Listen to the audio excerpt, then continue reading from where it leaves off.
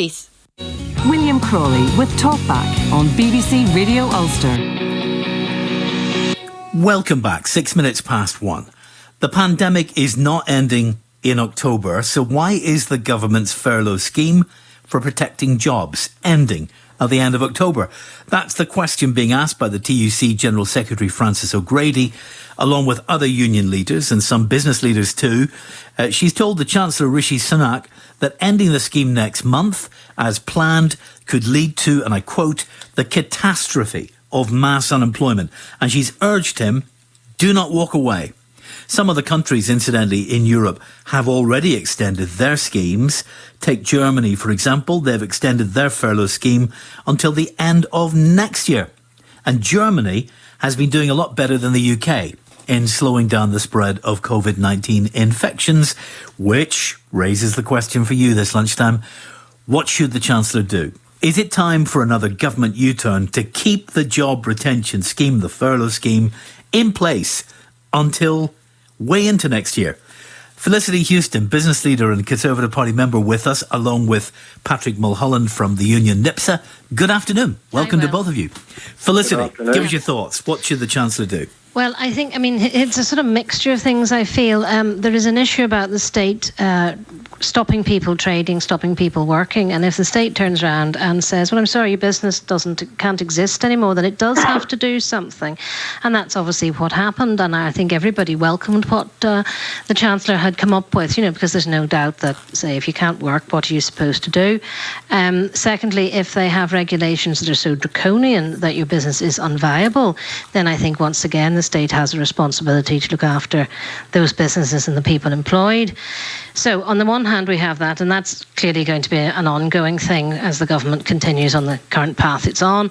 But then there is the other side of it where people have to come back to work. And I think, we recognise that people in supermarkets have worked throughout, without and until recently with very little sort of added PPE and all that sort of thing, so they've worked throughout, and I think other people have to start getting back to work as far as is possibly practical, and never mind the long-term economic issues of how we pay for it. And on this main question, if you were Rishi Sunak, would you end the job retention scheme, the furlough scheme, if we call it, at the end of October? As it currently stands, yes. I think it needs targeted, is what we require. Recognition of if you're going to bring in a curfew on pubs in an area, well, if you say they have to shut at 9 o'clock, or restaurants, how are they supposed to function? So I say it's those sort of draconian restrictions that then become an issue. It becomes very complicated when they do that. But I think there's no doubt that things have to be done for businesses that have been told they can't work or operate. Patrick Mulholland, what would you be saying to the Chancellor? Well, if you don't mind, William, I would first of all like to say something to Felicity. She has just made reference to shop workers working without PPE, and I would remind her that PPE is a legal requirement. It's not an optional extra for employers. So if she knows of employers who have broken the health and safety law by disgracefully not giving out PPE, I hope she's going to do something about it. And I certainly hope that she wouldn't see that as a positive. I hope she would see the negative that's in it. PPE is there to protect people's lives, and under our health and safety legislation, it's not an option for employers. It's an absolute necessity. And actually, those comments cut to the core of the issue here. So let's think about what the furlough scheme achieved. And it was not a perfect scheme in my view, William. But let's think about what it achieved. Through the furlough scheme, tens of thousands, hundreds of thousands, and millions of working people were taken out of the direct line of fire of COVID-19. Thousands upon thousands upon thousands of jobs were saved. Massive, massive dislocation to the economy that wasn't necessary was avoided. And people's lives were made much, much better. Now, in the world of a Tory, what goes on here is the accountant's balance sheet, which has a profit column and a loss column. They don't put in the column that says saved lives and people having a better life into the future. And that needs to come into the thinking about the furlough scheme. So here's my view on the furlough scheme. The Chancellor is a Tory. He's the one who brought the scheme in. Yeah, exactly. Now, Felicity didn't seem very enthusiastic about it. I think you've completely misunderstood what I said, Patrick. Just because I'm a member of the Conservative Party, if you want to don't assume things about me, if please. you want to clarify your comments on the use of PPE... Yes, I did. I said you So misunderstood then do clarify. entirely what I said. All right, let's clear that one up and then we'll set it aside. Felicity, clear that I was for us. pointing out that there were whole sections of the population that still had to go to work and did not have the benefit of furlough. And many of them, particularly the young shop workers, were exposed to all sorts of things constantly throughout, and they were not did not have the benefit of furloughing. And when lots of people were staying at home because it was perceived as dangerous to go to work, those young people, who were all paid on minimum wage in most cases and were at pretty rough time, were not being protected, and were often, because I remember when I was in Tesco's, the variety of circumstances one was seen, and I'm only using it because it happens to be the supermarket nearest to me, and I was not at any time suggesting that people should go out and be exposed to all sorts and we shouldn't have furlough. Patrick should not assume, because I'm a member of the party, that I have very particular views, any more than I'm assuming, if he's a member of the Labour Party, that he's a supporter of Jeremy Corbyn. OK? Well, I'm not a member of the Labour Party, just to clarify, to begin with, Felicity. But secondly... but one would make an assumption, you say.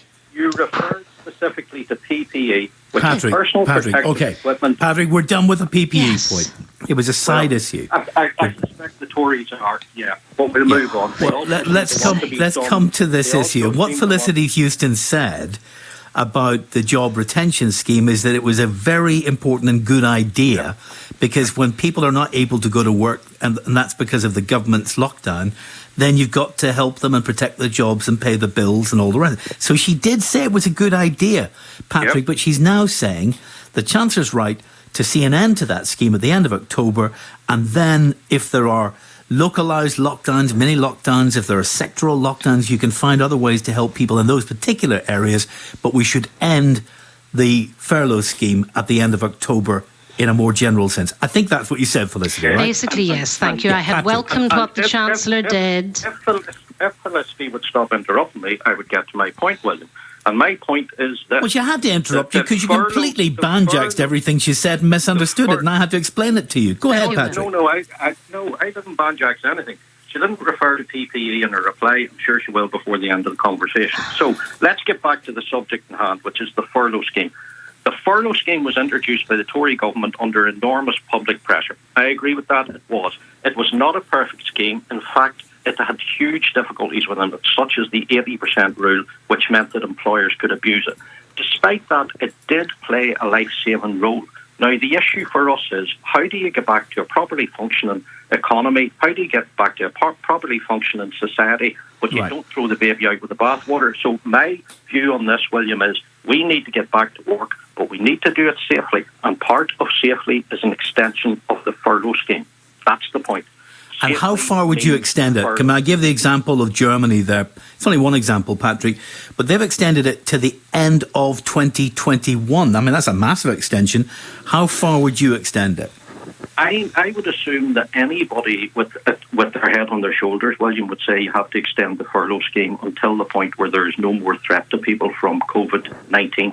If the furlough scheme saved hundreds of thousands or millions of lives in the last 6 months, do we now say we bring it to an end because the Tories don't want to pay out the money? It's our money, by the way, but they don't want to pay out the money anymore. And those hundreds of thousands and millions of lives are now surplus to requirement. It doesn't matter if they die. I go back to the accountant view of the world, which is profit and loss. We have to have another column that says people's lives. And the furlough scheme is about lives. That's what it's about. And if you talk about it, we have to force this to go beyond pounds, shillings and pence. It has to go to how many lives will it save or not save.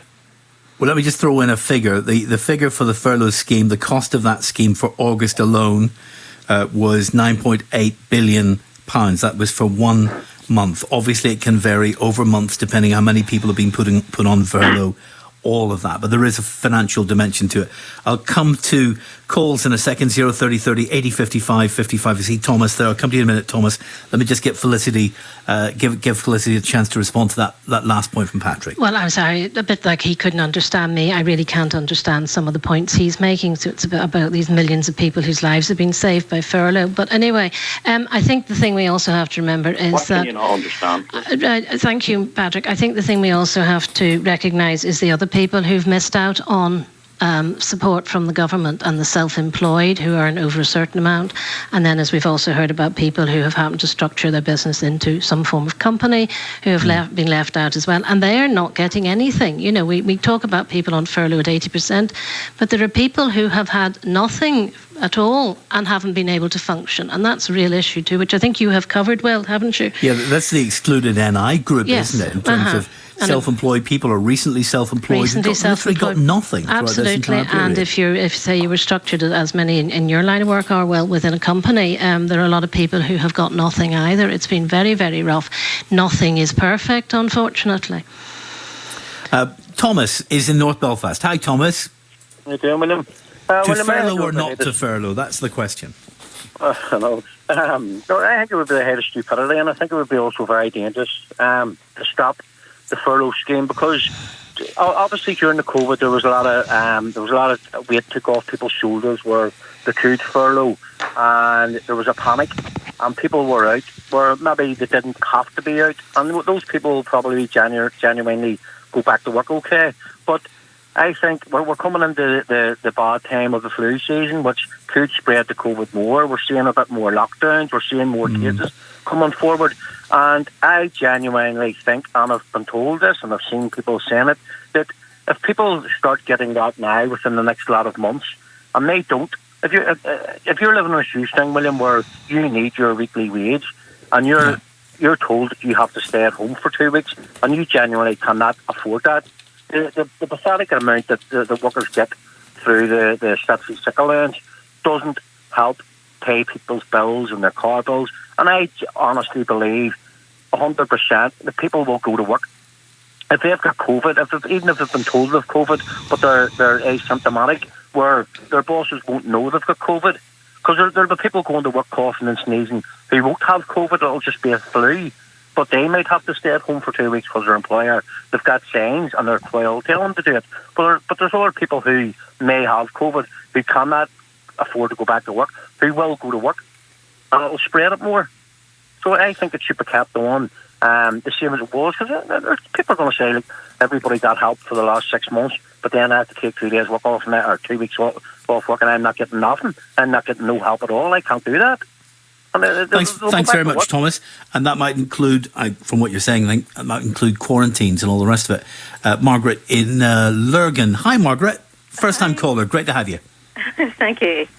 I'm just struggling. There's a lot of talk about the job retention scheme and whatever, but some companies are actually using the job retention scheme to pay redundancy payments. Oh. So the way it works, if you have, so many years service with the company and you have so many days, there are so many weeks that you then accrue for you, and they give you a notice period.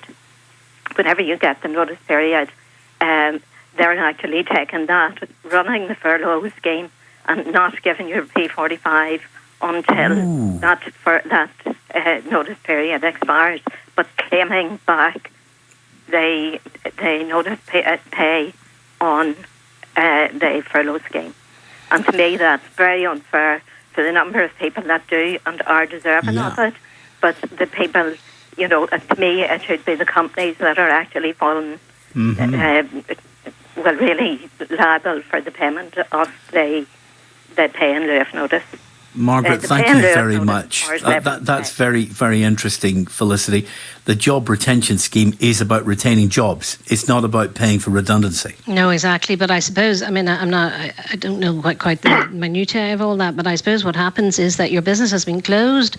So where do you get the money to give your staff their their notice payment. You know, that's one of the difficulties. So people end up taking it out of the furlough scheme, which is, I think, what Margaret was alluding to. That's I could see, people forget there is a cash flow issue. If your business has been closed for a long period of time, even if it's reopened, there are costs going on all the time, which you've had to cover, and then you find yourself, with a bill like that, because unfortunately now you haven't really got a business. Can I make a comment on that, William? Please do, Patrick. Yeah. I think what Felicity is trying to alibi there is an abuse of the scheme. And we should be clear. The scheme is there for what it is there for. It is not there for bad employers to abuse it and abuse their staff. There are other examples going on where employees who are supposed to be out in the furlough scheme are being forced to come into work and are working for free in some that's really the bottom end of employment rights. But that's the type of thing that's going on, and Felicity and the Tory party need to be very careful that they don't begin to think of justifications for this sort of behaviour. Just on the point that Felicity made about other people not falling within the scheme, my view that everybody should. There shouldn't be a pick and mix of some people get and some people don't. If you need that scheme because you don't have proper safety procedures in your workplace and you can't safely go back to work, then you should fall under that scheme. But I would say this as well.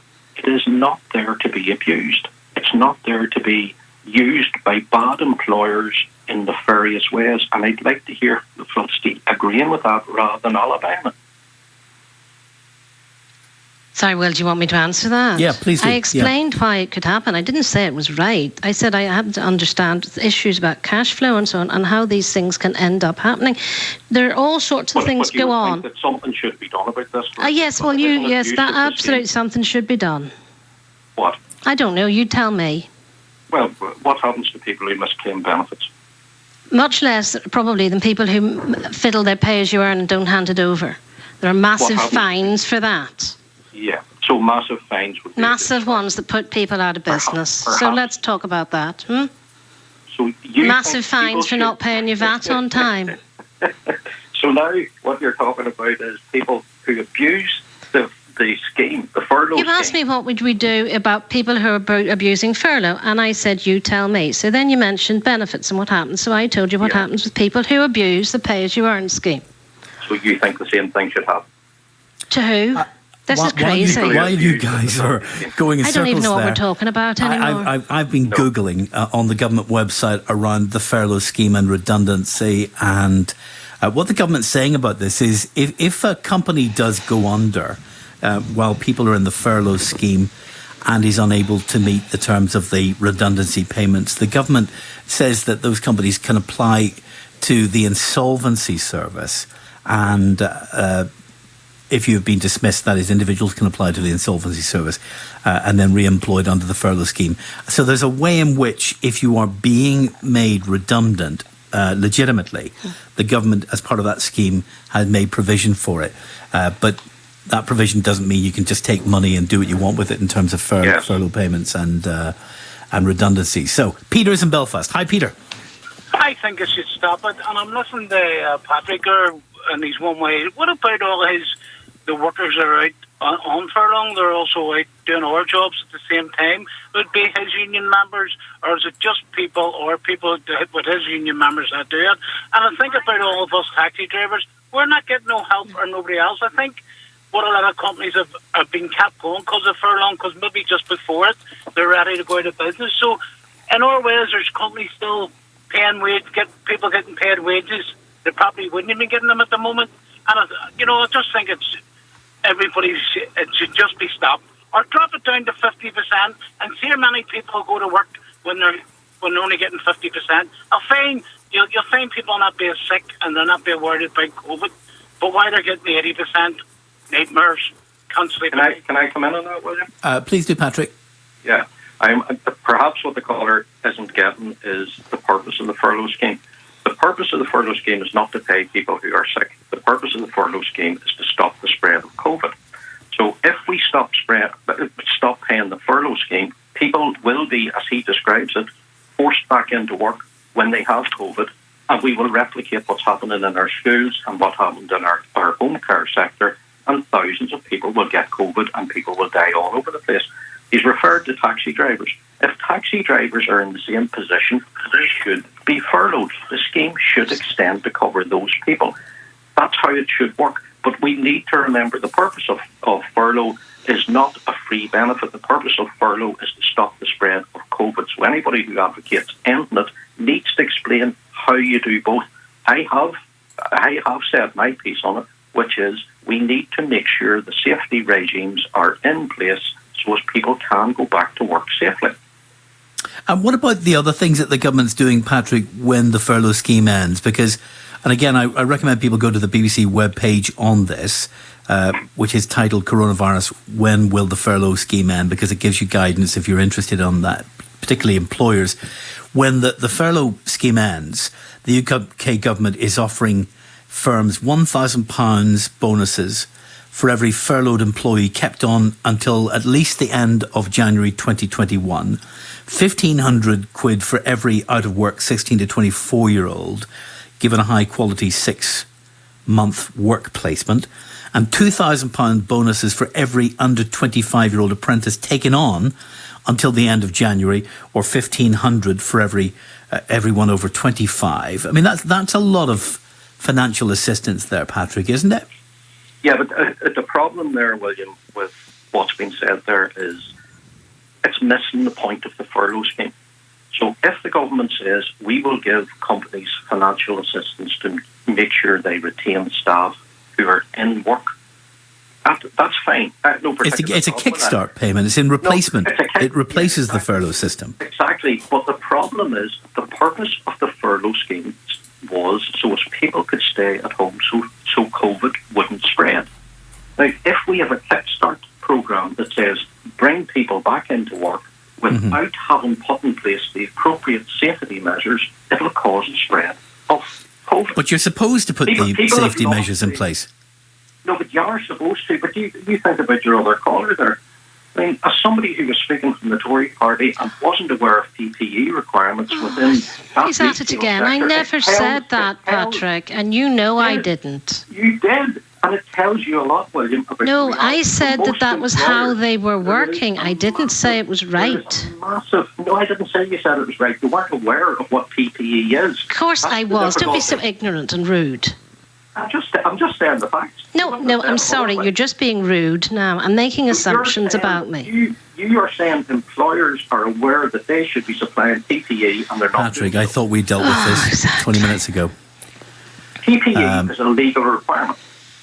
We know that. We know that. But during the pandemic, Felicity was saying, and I saw it myself, you must have seen it yourself, you went into a supermarket and there were people walking around without masks or visors during the pandemic period who were still going to work. Patrick, you saw that, didn't you? They weren't. The PPE is not the That's all she said. There were people. I saw it myself. What she said was PPE, William. And the problem is... That's what we mean by PPE. Masks, visors, proper PPE. It was a common experience during the pandemic when you went to the shops. If you go into a school today, you will see some people wearing face masks. Today, but she was talking about months ago. Let me finish. But because it's not designated as PPE, there's no requirement to wear it, and there's no requirement for the employer to provide it. And what it means is there is no rule about using these things, and that's what PPE is. It is something that is specific to a health and safety requirement. That's why it matters in a workplace context. All right, Patrick, next time we're talking about PPE, we'll invite you back. But that's not what we were talking about. We're talking about the furlough scheme. My thanks to Patrick Mulholland from NIPSA and Felicity Huston. Thanks to you, Felicity, as well. Thanks for all your text, tweets and calls. You're debating that, of course, right now on Twitter at BBC Talkback. We'll see you tomorrow. Have a great day, guys.